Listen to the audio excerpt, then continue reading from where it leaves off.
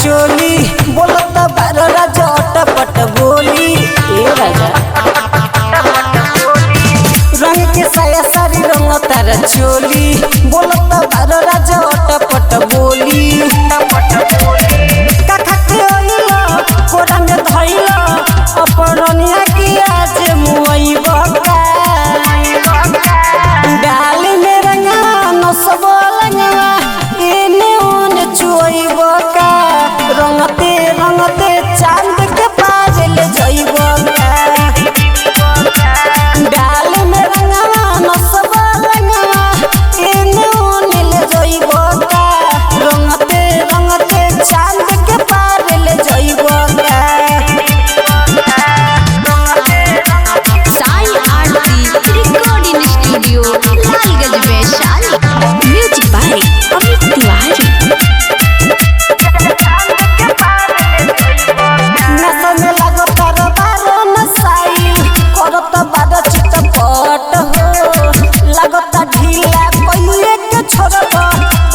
सारा नोट हो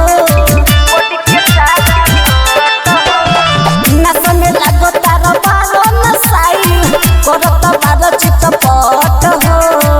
लगता ढीला कोई एक छोड़ब बॉडी के सारा नोट हो बदन मनला देही पर फनला मोरा ढोरी में रंगवा चुईबो का डाल में रंगवा नसब रंगते रंगते चांद के पास ले जाइबो डाल में रंगवा नसब लंगवा एने ओने ले जाइबो रंगते रंगते चांद के पास ले जाइबो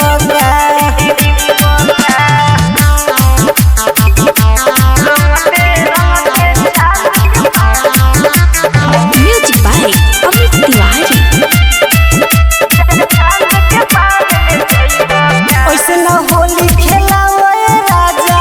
होतावे बड़ी गोजन हो काजन कथी के हवा नरेंद्र भरे न कबो मन हो ऐसे न होली खेलावे राजा होतावे बड़ी गोजन हो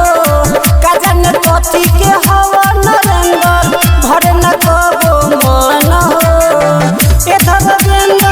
डाली के अंदर राजू से बात के गलइबो डाल में रंगा नसब लंगा एने ओने चुईबो रंगते रंगते चांद